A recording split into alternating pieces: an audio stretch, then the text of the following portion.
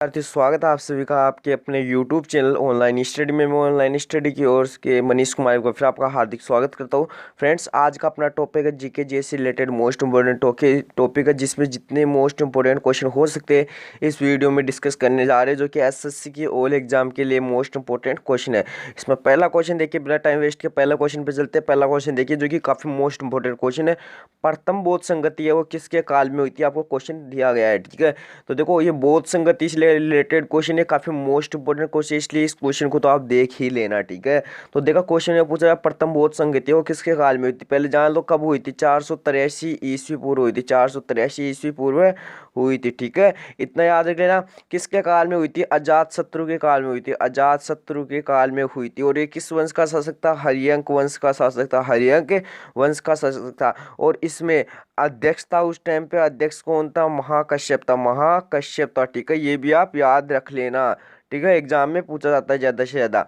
अब आपको पूछा जा सकता है कि प्रथम तो हो गई, जो सेकंड हुई थी वो अपनी हुई थी 383 ईस्वी पूर्व। और उस टाइम पे जो अध्यक्ष था, शिशुनाग वंश का कालाशोक जो अध्यक्ष था, शिशुनाग वंश का जो शासक था वो अपना कौन था, कालाशोक था। ठीक है, ये आप याद रख लेना।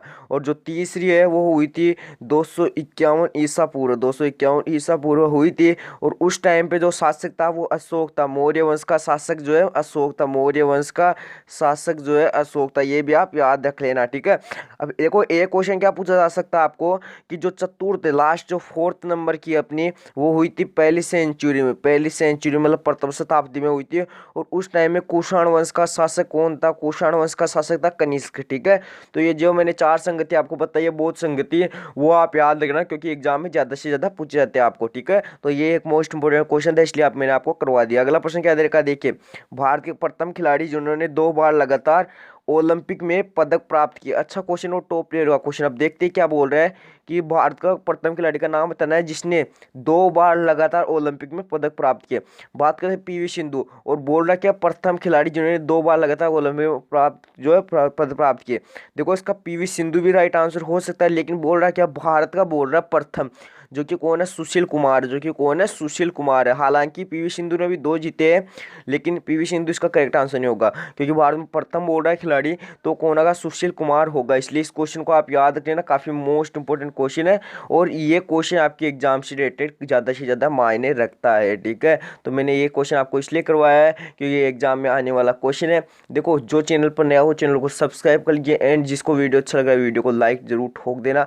अब देखो भारत के प्रथम खिलाड़ी मैंने आपको बता दिया सुशील कुमार, और देखो आपको छाप के बताना है कि इन्होंने कौन कौन से जो है ओलंपिक में जीता था। ठीक है, एक तो लंदन ओलंपिक में जीता था, एक तो लंदन ओलंपिक में जीता था। ठीक है, ये आप छाप के रखो, लंदन ओलंपिक में जीता था। ठीक है, और एक कौन सा जीता था आपको छाप के बताना है। और जो पीवी सिंधु का है ये तो आप याद ही रख लेना, एग्जाम में ज़्यादा से ज़्यादा पूछा जाता है। ठीक है, तो ये जो 2 क्वेश्चन थे वो आपको बता दिए और इनका जो है डिटेल से स्टडी आप कर लेना। ठीक है, इतना अपने पास टाइम भी नहीं है। अगला प्रश्न क्या दे रखा है देखते हैं। अगला प्रश्न दे रखा आनंद वन की जो स्थापना है वो किसके द्वारा की गई। अच्छा क्वेश्चन है आनंद वन। तो देखो आनंद वन की जो स्थापना बाबा आमटे के द्वारा की गई थी। किसकी, आनंद वन की स्थापना अब बोलिए आपको कब की गई थी, 1949 में। 1949 में कहाँ, वर्धा के पास वरोरा जो है शहर बोलते हैं, वरोरा गांव में की गई थी। ठीक है, तो ये भी आप याद रख लेना। ठीक है, अब आपको बोल दे वेडन पावले, वेडन पावले के द्वारा क्या छापा गया बताओ, फटाफट छाप के बताओ वेडन पावले। और जो विनोबा भावे इसके द्वारा भूदान आंदोलन की जो है स्थापना की गई है, मतलब भूदान आंदोलन के जो प्रतिपादक वो कौन है, अपने जो वो है विनोबा भावे। ये छाप के बता कमेंट बॉक्स में इसके द्वारा क्या किया गया है। ठीक है, और जो अपना अरविंद घोष है, तो देखो अरविंद घोष के द्वारा किया गया और आश्रय, और जो आश्रम है उसकी जो स्थापना है, और आश्रम की स्थापना है वो अपने द्वारा की गई, किसके द्वारा, अरविंद घोष के द्वारा की गई। तो ये क्वेश्चन भी आप छाप के रखना, काफी मोस्ट इंपोर्टेंट क्वेश्चन है। ठीक है, अगला प्रश्न क्या दे रखा है देखिए, भारत की प्रथम महिला ज्ञानपीठ पुरस्कार से सम्मानित साहित्यकार कौन थे। अच्छा क्वेश्चन है कि भारत की प्रथम महिला कौन है जिसे ज्ञानपीठ पुरस्कार दिया गया। तो देखो याद रखना श्रीमती आशा पूर्णा देवी है, इसको क्या दिया गया था, पहला ज्ञानपीठ पुरस्कार दिया गया था। अब देखो क्वेश्चन तो ये कंप्लीट हो गया, लेकिन पूछा जा सकता है कब दिया गया था, 1976 में दिया था, प्रथम महिला थी। अब देखो आपको प्रथम महिला पूछे, सेकंड महिला आपको पूछा जा सकता है तो जो सेकंड महिला है वो अपनी कौन है, प्रीतम, अमृता प्रीतम है। अब देखो अमृता प्रीतम को सेकंड महिला है जिसको कब दिया गया था ज्ञानपीठ पुरस्कार, 1987 में दिया गया था, ठीक है, और सॉरी 1981 में दिया गया था, और महादेवी वर्मा उसको 1982 में दिया गया था, ठीक है, ये भी आप याद रख लेना, ठीक है, इन दोनों को भी दिया गया था, ठीक है, ये दो क्वेश्चन आपको जरूर जरूर याद होने चाहिए।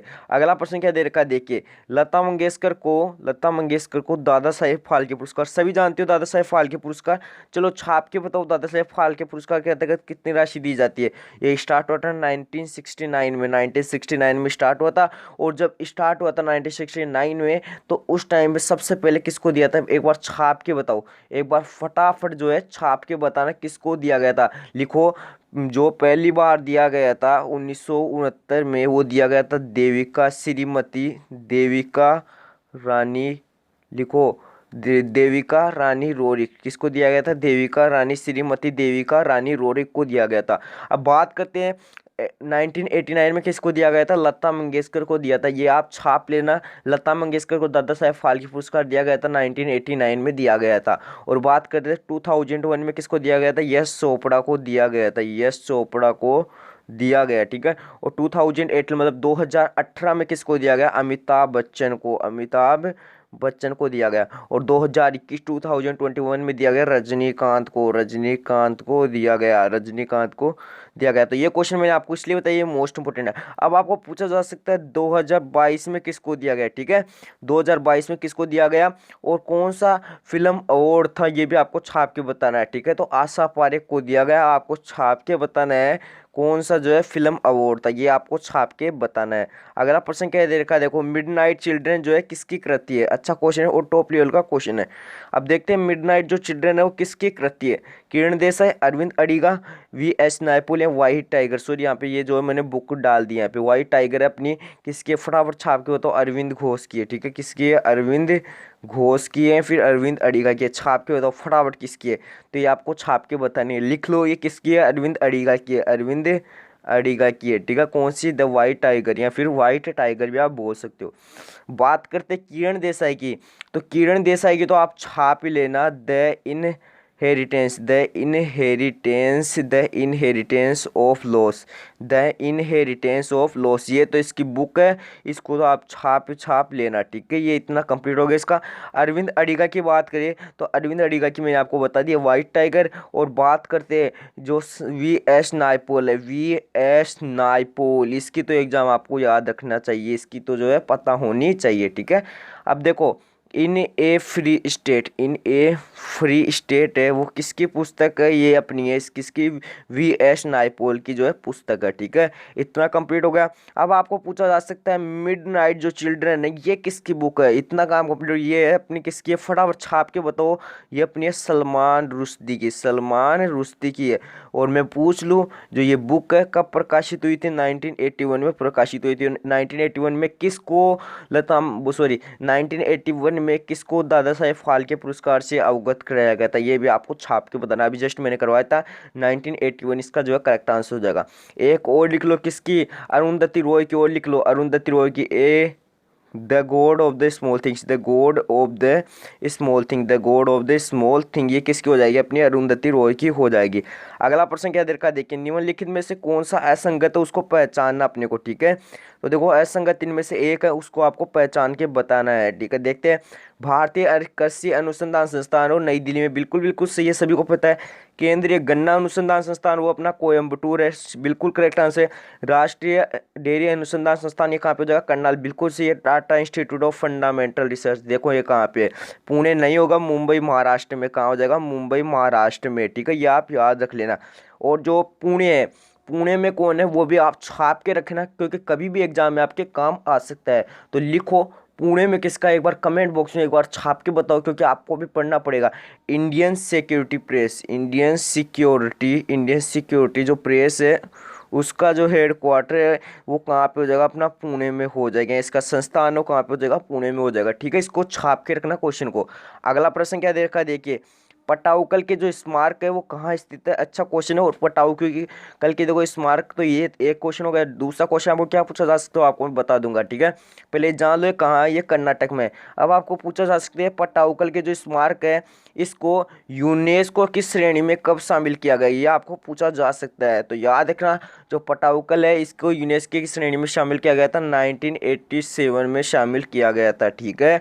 तो ये आप याद रख लेना, मतलब विश्व धरोहर जो है इसको घोषित किया गया था, विश्व धरोहर इसको घोषित किया गया था, विश्व धरोहर स्थल जो है इसको घोषित किया गया। लिख लो, विश्व धरोहर जो स्थल है इसको घोषित किया गया था, विश्व धरोहर स्थल जो है इसको घोषित किया गया था। ये भी आप नोट कर लेना, ठीक है। अब बात करते हैं यूपी में, तो यूपी में कौन कौन है अच्छा आपको बताओ। ओडिशा में आप लिख लेना कि ओडिशा का पूछा जाता है।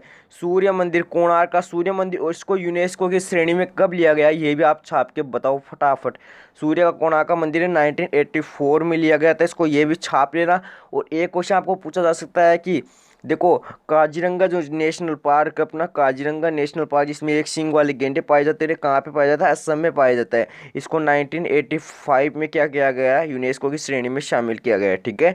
अगला प्रश्न क्या दे रखा है देखिए, आकाश का नीलापन मापने का जो यंत्र है, मतलब आकाश में गहरा जो नीलापन हो जाए या फिर आकाश में कम नीलापन है तो उसको मापेंगे, इसे आपको क्वेश्चन में पूछ रहा है, ठीक है। इतना ही पूछ रहा है।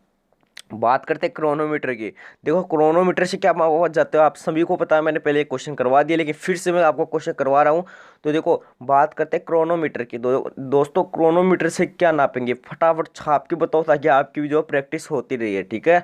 अब बात करते हैं क्रोनोमीटर, फेदोमीटर, साइनोमीटर या प्लेनोमीटर। इसका जो करेक्ट आंसर है साइनोमीटर हो जाएगा, ठीक है। इसका तो काम खत्म, ये तो हट जा, तू तो भैया हट जा। फेदोमीटर की बात करिए, सागर की गहराई या समुद्र की जो गहराई है उसको मापने के लिए किसका यूज होता है? वो होता है अपना फेदोमीटर का। और प्लेनोमीटर क्षेत्रफल को मापने, क्षेत्रफल को जो मापने में किसका यूज होता है? इसका यूज होता है। अब एक बार छाप के बताओ क्रोनोमीटर का जो यूज है वो किसके लिए होता है? क्वेश्चन है काफी मोस्ट इंपोर्टेंट क्वेश्चन है और एग्जाम में ज्यादा से ज्यादा पूछा जाता है। समय को जो मापते हैं, लिखो समय को जो मापते हैं, तो समय को मापन होता है, समय का मापन होता है किसके द्वारा होता है? क्रोनोमीटर से होता है। अगला प्रश्न क्या दे रखा है देखिए, मेटूर बांध है कौन सी नदी के किनारे या कौन सी नदी पर अवस्थित है? अच्छा क्वेश्चन है। अब मेटूर बांध तो आपको पता है लेकिन कहाँ है ये नहीं पता आपको, तो ये भी लिख लेना। जो मेटूर बांध है वो कहाँ स्थित है? वो अपना है तमिलनाडु में। कहाँ पे है? तमिलनाडु में। और कावेरी नदी के किनारे स्थित है, ये भी आप छाप के रखना। बात करते हैं नर्मदा नदी के किनारे क्या और कौन सा स्थित है, ठीक है। तो नर्मदा नदी के किनारे है इंदिरा सागर बांध। इंदिरा सागर जो डैम है ये कहाँ पे हो जाएगा? अपना एमपी में हो जाएगा। और कौन सी नदी के किनारे हो जाएगा? नर्मदा नदी के किनारे हो जाएगा, ठीक है। अब आपको पूछा जा सकता है कृष्णा नदी के किनारे कौन सा? तो नागार्जुन जो सागर परियोजना है, नागार्जुन जो सागर है परियोजना, तो वो कहाँ पे हो जाएगी अपनी? वैसे तो तेलंगाना में हो जाएगी, ठीक है। वैसे तो तेलंगाना में हो जाएगी और कृष्णा नदी के किनारे हो जाएगी।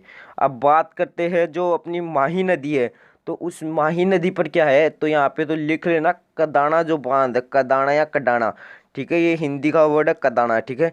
तो ये जो कदाना बांध इसको ऊपर ले रहा हूँ, ठीक है, इसको ऊपर ले रहा हूँ। कदाना बांध है ये कहाँ पे स्थित? छाप के बताओ। ये अपना है गुजरात में स्थित है, ठीक है। तो ये जो मैंने मोस्ट इंपोर्टेंट क्वेश्चन करवाए हैं अभी इनको याद रख लेना, ठीक है। अगला प्रश्न क्या दे रखा देखिए, लैंड ऑफ गोल्डन वूल किस देश को कहा जाता है? लैंड ऑफ गोल्डन वूल, देखो कितना अच्छा क्वेश्चन है। किस देश को कहेंगे? ये कहेंगे ऑस्ट्रेलिया को, ठीक है, ऑस्ट्रेलिया को कहेंगे। प्यासी भूमि का देश भी किसे कहेंगे? प्यासी भूमि का देश भी अपना ऑस्ट्रेलिया है, ठीक है। इतना कंप्लीट होगा। फिनलैंड को क्या कहते हैं? फटाफट छाप के बताओ। चलो मुझे बताओ, हजार झीलों की भूमि किसे कहा जाता है? हजार झीलों की जो भूमि है वो किसे कहा जाता है? हजार झीलों की भूमि, ठीक है।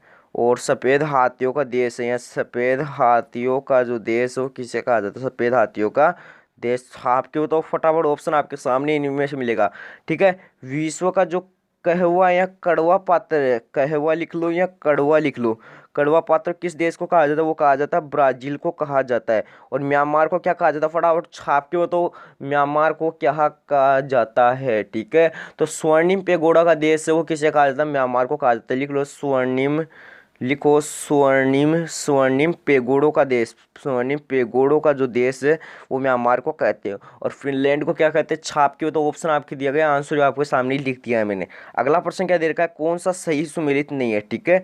तो ये कुछ जो आपको ऑप्शंस दिए गए, ये सही सुमेलित नहीं है, देखना पहचानना इनको, ठीक है। देखते हैं पहला क्या, भारत के प्रथम पनडुब्बी INS कावेरी या कलवरी भी बोल सकते हैं इसको, कावेरी भी देखने को मिलेगा कई जगह पे आपको, और कई जगह पे आपको क्या देखने को मिलेगा, कलवरी भी देखने को मिलेगा, ठीक है। तो ये आप याद रख लेना। और ये कब की है, 8 दिसंबर 1967, ठीक है। तो ये बिल्कुल बिल्कुल सही है, कावेरी भी बोल सकते हैं, कलवरी भी बोल सकते हो आप, ठीक है। तो कई जगह आपको कलवरी भी देखने को मिल सकता है। हो गया इतना काम खत्म। अब भारत का प्रथम विमान वाहक पोत INS विक्रांत, एग्जाम में पूछा गया था ये क्वेश्चन, INS विक्रांत है वो आपको एग्जाम में पूछा गया था। भारत का प्रथम आणविक केंद्र कौन सा जगह, तारापुर महाराष्ट्र, ये भी बिल्कुल बिल्कुल सही है। अब देखते हैं लास्ट ऑप्शन अपना क्या रह गया, भारत का प्रथम समाचार पत्र पंजाब केसरी, बिल्कुल गलत है। क्यों, क्योंकि पंजाब केसरी तो लाला लाजपत राय के द्वारा लिखा गया था, और जो भारत का प्रथम मतलब प्रथम समाचार पत्र है वो कौन सा हो जाएगा, बंगाल गजट, बंगाल गजट हो जाएगा, ठीक है, बंगाल गजट हो जाएगा। अब आपको पूछ ले कि ये प्रकाशित हुआ था कब, हुआ था 1780 में, 1780 में हुआ था, 1780 में। और पूछ ले इससे रिलेटेड एक क्वेश्चन और पूछ ले, बंगाल गजट किसके द्वारा लिखा गया था, JK हिक्की द्वारा, JK हिक्की द्वारा लिखा गया था, ठीक है। ये याद रख लेना। अगला प्रश्न क्या देगा, भारत में प्रथम महिला दादा साहेब फाल्के पुरस्कार से अवगत कौन थी या सम्मानित नायिका जो है कौन है, बताओ। छाप के बताओ, मिताली राज, MC मेरी को, श्रीमती देविका रानी रोरी की, यही मैंने जस्ट आपको बताया था 1969 में। और मैंने आपको पूछा है कि दादा साहेब फाल्के पुरस्कार से कितनी राशि अवगत कराई जाती है, ठीक है। तो आपको बताना है मिताली राज कौन है भैया, मिताली राज कौन, आपको छाप के बताना, क्योंकि मिताली राज का मैंने आपको क्वेश्चन बता दिया है। तो क्रिकेट में दोहरा शतक लगाने वाली, क्रिकेट में दोहरा शतक लगाने वाली कौन है, बताओ, छाप के बताओ। आपको बताना MC मेरी कॉम कौन है, MC मेरी कॉम कौन है, और आपको छाप के बताना है कि भारतीय प्रथम महिला जो है ओलंपिक का खिताब किसने जीता, भारतीय प्रथम महिला वोमेन ओलंपिक का खिताब किसने जीता था, ओलंपिक का जो खिताब वो किसने जीता था, बताओ, छाप के बताओ। कर्णम मल्लेश्वरी ने जीता था सिडनी ओलंपिक में, 2000 में सिडनी ओलंपिक हुए थे सन 2000 में, और 202 किलो वजन उठाया था भारोत्तोलन में, ठीक है। तो ये दो ऑप्शन आपको करके बताना है, ठीक है। MC मेरी कॉम का आपको मैं बता देता हूँ, क्योंकि MC मेरी कॉम का ज़्यादा से ज़्यादा पूछा है। 2012 में जो लंदन ओलंपिक हुए थे, लंदन में ओलंपिक हुए थे, लंदन ओलंपिक हुए थे, उसमें मुक्केबाजी में क्या जीता था, कांस्य पदक जीता था, और इसने दोहरा शतक लगाया था, ठीक है, मिताली राज ने। अगला प्रश्न क्या दे रखा है, देखिए, निम्नलिखित को सुमेलित कीजिए। देखो, सुमेलित करना है या फिर इनको पहचानना है, ठीक है। इसको तो जस्ट ऊपर लेके चलते हैं। अब देखते हैं, भारत की सबसे ऊंची प्रतिमा ये अपनी सरदार वल्लभ भाई पटेल की है, कितनी, 180 मीटर, ठीक है, 180 मीटर ऊंची है, ठीक है। भारत की सबसे बड़ी कृत्रिम झील कौन सी है, गोविंद वल्लभ पंत सागर। अब आपको बोले गोविंद वल्लभ जो पंत सागर झील है, बिल्कुल आप सही बोल रहे हो सर, लेकिन ये है कहाँ पे स्थित, ये हमारे को नहीं पता, ठीक है। तो ये आपको छाप के बताना है कहाँ पे झील है, हिमाचल प्रदेश में, कहाँ है, हिमाचल प्रदेश में। और भारत का सबसे बड़ा गिरजाघर कौन सा जगह, सेंट कैथेड्रल हो जाएगा, ठीक है। और ये कहाँ पे हो जाएगा, अपना गोवा में हो जाएगा, गोवा पिच, ठीक है, गोवा पिच। ये भी आप छाप के रखो। भारत का सबसे बड़ा गुरुद्वारा स्वर्ण मंदिर अमृतसर पंजाब, ये तो यहीं पे मिल गया इसका आंसर। अब देखो यार, बिल्कुल बिल्कुल सभी से ये, फिर गलत कौन सा रह गया इनमें, गलत कौन सा रह गया, तो गलत कोई भी नहीं है इसमें से। मैंने आपको जो आंसर बनते थे वो मैंने आपको बता दिया, और क्वेश्चन का दी एंड भी आज यहीं पे होता है। कितने अच्छे क्वेश्चन थे, काफ़ी टॉप क्वेश्चन मैंने आपको करवाए इस वीडियो में। जानेंगे और क्वेश्चन के बारे में, लेकिन कल वीडियो में जानेंगे, ठीक है। और आपको SSC की जो भी ऑल एग्जाम करनी है, SSC की कोई भी एग्जाम करनी है, उसके लिए GK GS पढ़ना आपको, तो हमारे चैनल पे कंटिन्यू आप पढ़ सकते हो। बट उसकी जो है आपकी कंडीशन यही है, आपको डेली जो है क्लासेज लेनी पड़ेगी। हम कुछ भी नहीं लेते आपसे, केवल डेली क्लासेज लो और डेली वीडियो को देखो। वीडियो अच्छा लगा तो दिल से एक बार लाइक जरूर ठोक देना, और चैनल पर नहीं हो तो चैनल को सब्सक्राइब कर लेना। Thank you and thanks for watching my video.